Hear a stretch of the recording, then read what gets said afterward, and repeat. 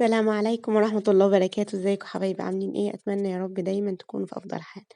الفيديو اللي قبل ده عملنا مع بعض الفطير المشلتت بتاع الافران بس على الطاسة بطريقة بسيطة وسريعة جدا واقتصادية كمان. يعني احنا عملنا 8 فطيرات كبار بنص كوباية من السمنة ونص كيلو من الدقيق. فهي دي مقدار العجينة بتاعة الفطير عامة، سواء الفطير الشرقي او المقلي او اي نوع من انواع الفطير، أو حتى عيش الشاورما أو عيش التورتيلا. العجينة دي تنفع معاكِ لكل أنواع الفطاير. معايا هنا كيلو من الدقيق، حطيت عليهم معلقتين كبار من السكر ورشة من الملح، قلبتهم كويس مع بعض ونزلت عليهم ب3 كوبايات من المَيّة الدافية.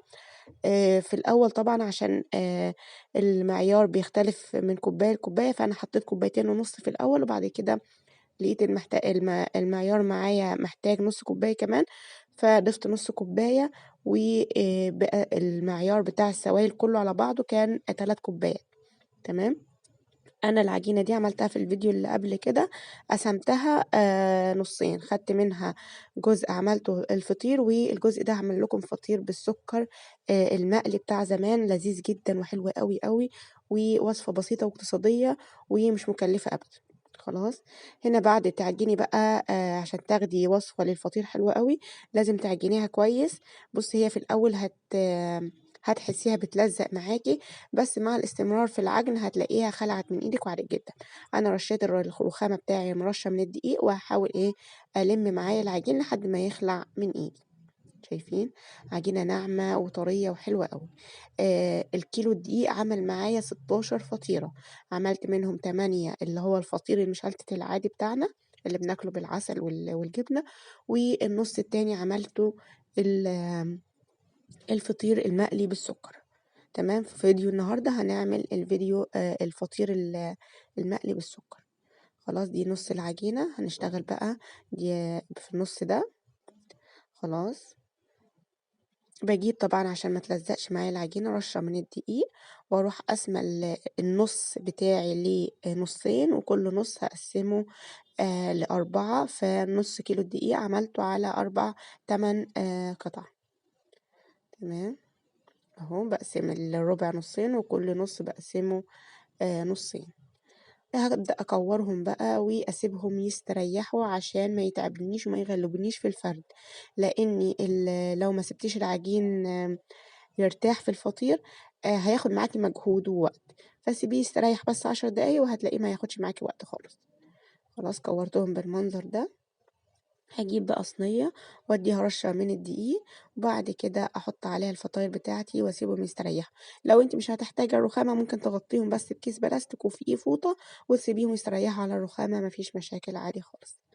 خلاص، بعد ما سبتهم يستريحوا هجيب رشة من الدقيق وهبدأ افردها. طبعا زي ما قلت، كل ما فردتي كل ما استريحت كل ما فردت معاكي بمنتهى السهولة. خلاص، هافردها بقى سمك رقيق زي ما انت هتشوفي معايا اهو. يعني بُص، قد كده حجم رغيف العيش بتاعنا العادي أو أكبر شوية، و هابدأ أدهنها دهنة، لا إما دهنة اختياري، زبدة أو سمنة أو زيت، اللي موجود عندِك واللي متوفر تشتغلي بيه، ما تُقفيش على حاجة.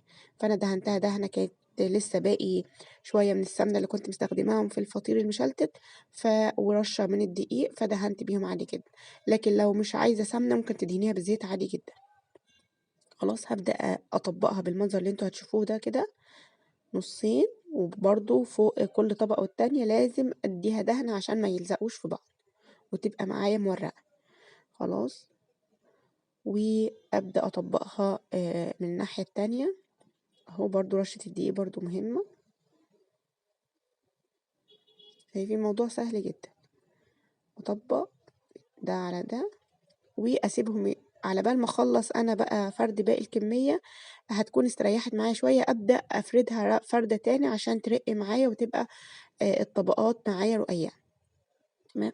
حابة تحشيها أي حشوة ممكن عادي تحشيها جدًا، ممكن تحشيها سُكّر، ممكن تحشيها جبنة، ممكن تحشيها أي حشوة عادي قبل ما تطبّقيها. بُصّوا، شايفين كل ما استريّحت اتفردت معايا بسهولة. شايفين دي استريّحت أكتر من التانية، ففردت معايا بمنتهى السرعة. خلاص دهنة بقى، ونكمل بقى الفطاير بتاعتي بنفس الطريقة. طبقي كده 2، تقدري تحشيها في الوقت ده قبل ما تطبقي، في الوقت ده تدي الحشوة وتطبقي عليها خلاص، وتقفلي كويس جدا. بعد كده عادي جدا منتهى السهولة. تمام. زي ما قلت لكم ان العجينة دي تقدري تعملي منها عيش الشاورما، وتقدري منها تعملي الفطير الابيض والرقاق، وتقدري تعملي منها كمان صينية الرقاق الطري او الناشف، تقدري تعملي منها عجينة السمبوسة. يعني العجينة دي هي دي عجينة الفطاير اللي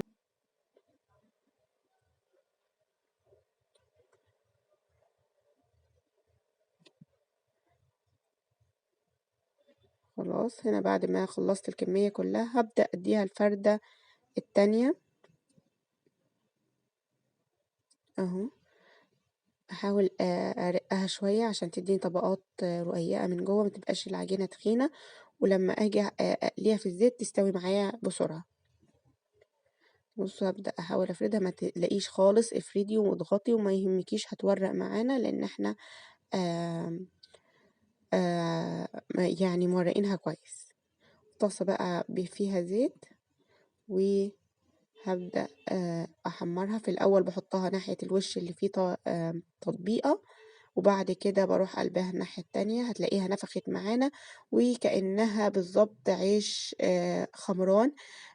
ده نتيجة التوريق اللي احنا ورقناه وقفلناها كويس، فادتنا نتيجة ظريفة. خلاص افضل اقلب بقى. دي كانت اخر واحدة، في الزيت كان قل معايا فمحرضتش احط تاني. هفضل اقلب بقى لحد ما تاخد اللون المطلوب معايا، وما تحمرهاش قوي عشان ما تنشفش. هو لون ذهبي حلو قوي. عايزاها مقرمشة شوية سيبيها في الهواء، عايزاها طرية تقدري تغطيها. فده معاكي وده معاكي. بعد كده هتقدميها زي ما انت عايزة، ممكن تحشيها دلوقتي سكر او نوتحيها كده وتحشيها بالحشوة اللي انت عايزاها، وممكن تعملي زي ما انا عملت وتديها رشة من السكر البودرة.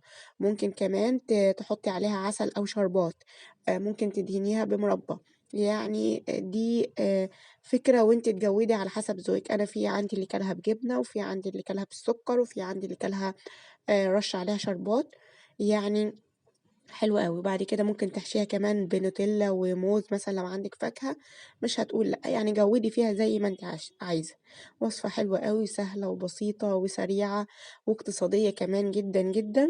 يعني تقدري نوّعي لأولادِك في البيت طبعًا عشان ما يزهقوش، و براحتك. وده كان الفيديو بتاعي بتاع النهارده، أتمنى يعجبكم، وأشوفكم إن شاء الله في الفيديوهات اللي جاية بإذن الله، والسلام عليكم.